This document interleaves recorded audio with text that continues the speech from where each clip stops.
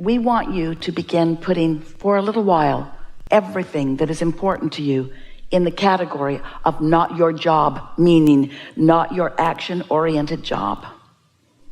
We want you to understand that there is a broader perspective that is moving things and keeping things in balance, and that the population of your planet is something that is tended to from non-physical consciousness perspective.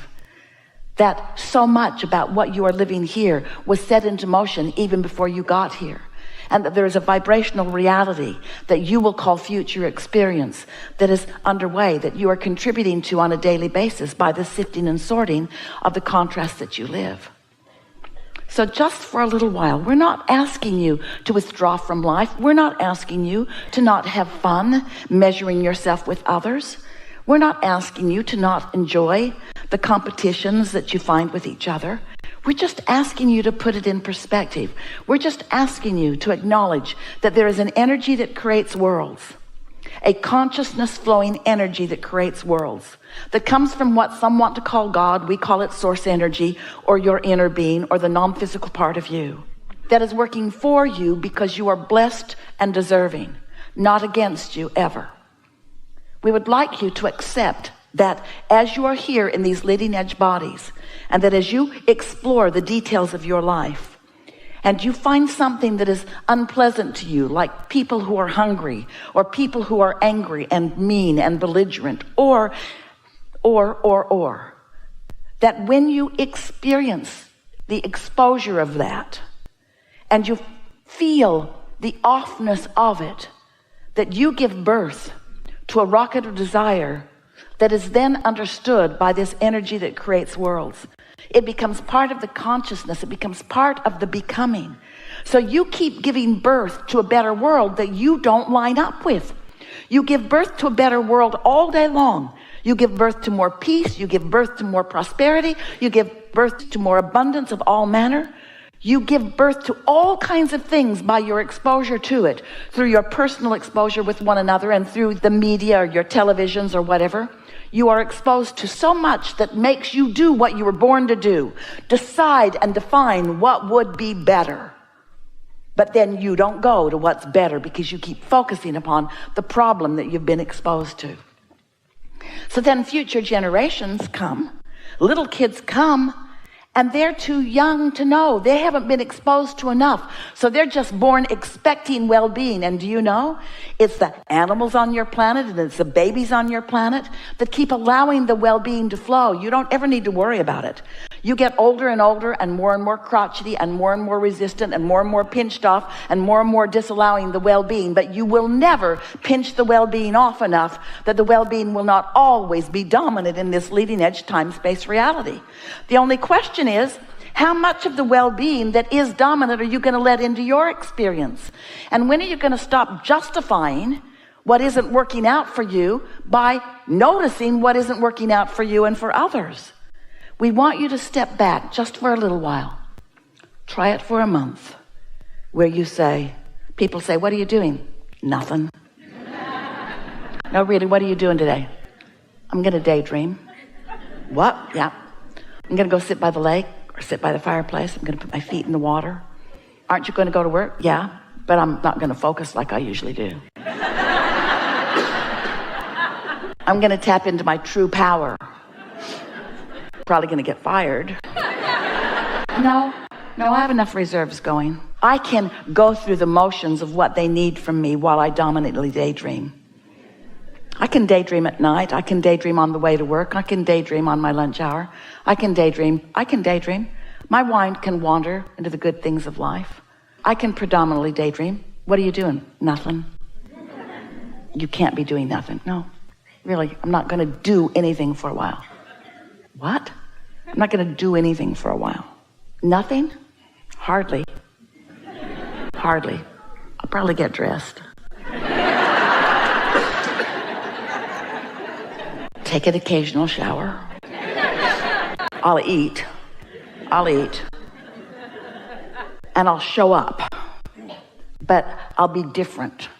Because I'm showing up in my wholeness. I'm showing up in my expecting good things to come to me. I'm showing up expecting inspiration to come to me in such a timely way that I can shoot a basket from mid-court and on a buzzer beater win the championship. I can do that.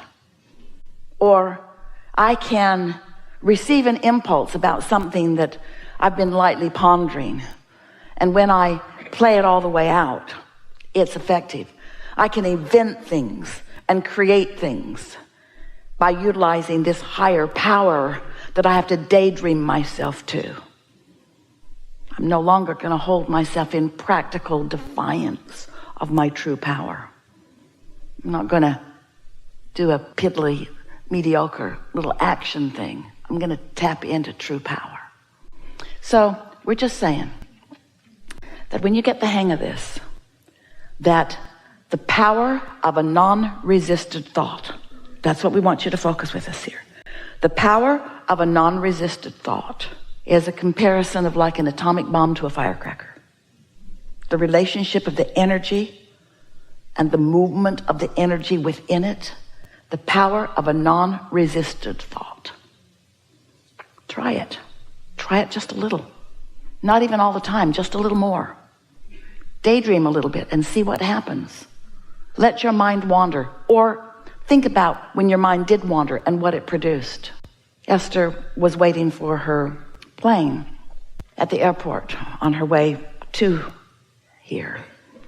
And she was in the Delta Lounge and just got a really strong impulse to go to her gate. And she looked and she thought, it's an hour early.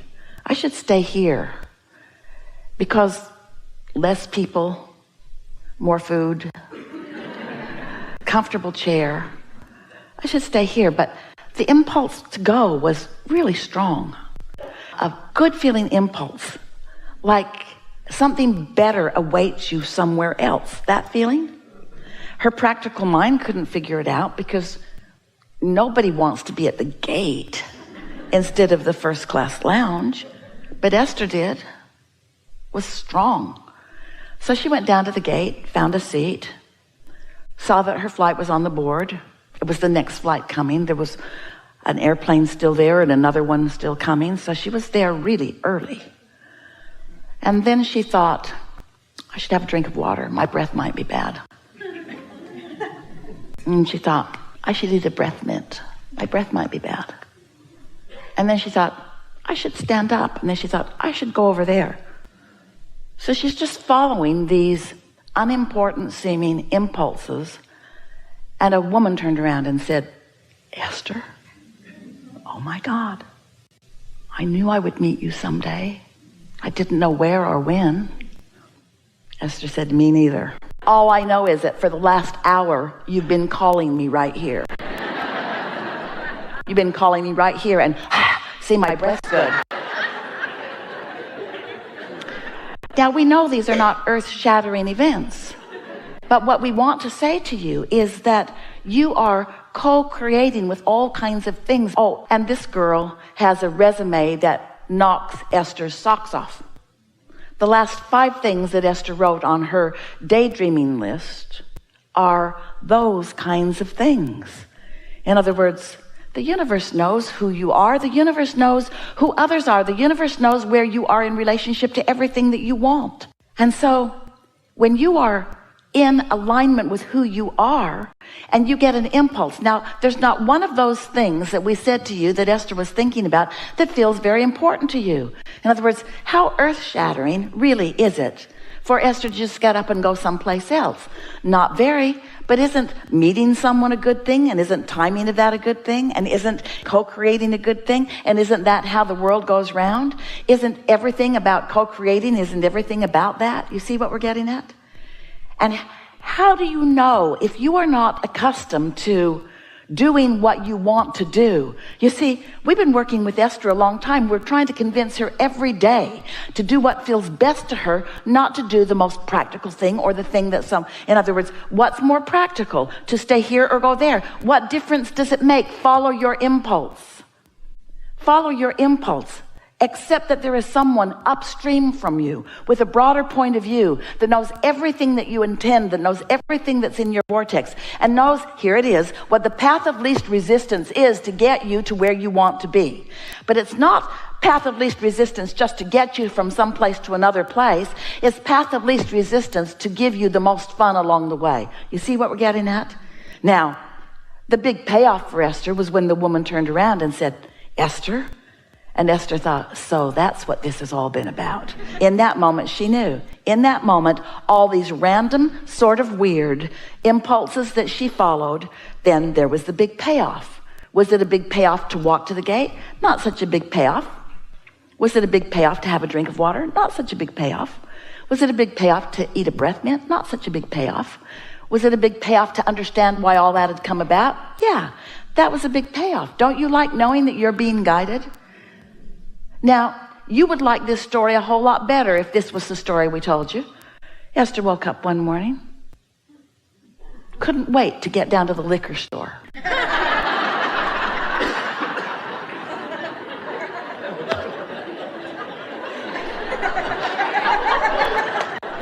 That's where she buys her water and milk. But on this particular morning, she got up, she couldn't wait to get there, and she bought a lottery ticket and she won $10 million. No, she didn't, but you would like that story better.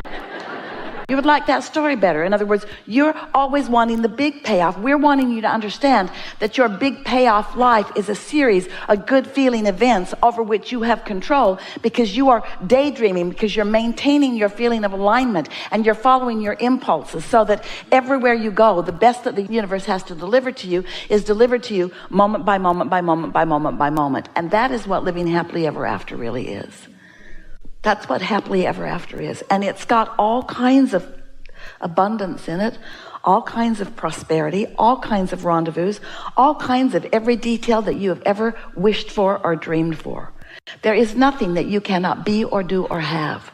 But you cannot hold yourself in vibrational resistance as your practical mind keeps taking score of where you are instead of where you want to be.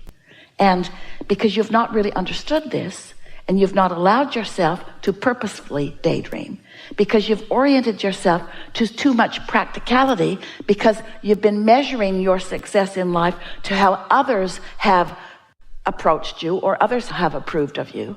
Those you work for expect things of you, and you want to perform in a way that pleases them. And those you were born to expect things of you. You've given over your power to almost everyone else, seeking approval from their factoring you into them. And that's all right, because if you don't do what Esther wants you to do, she'll find someone who will. Are you afraid? No. Of course you want to do the things that you are supposed to be doing. We're just asking you to daydream too. Are you following? We're just asking you to begin leveraging this energy that creates worlds. Now, right now, you're sort of limp about it. We just delivered to you a soliloquy that could take you happily ever after into outrageous success on any endeavor that you're about, and you are limp about it because it doesn't seem big enough. It doesn't seem important enough. We ask for zero sacrifice.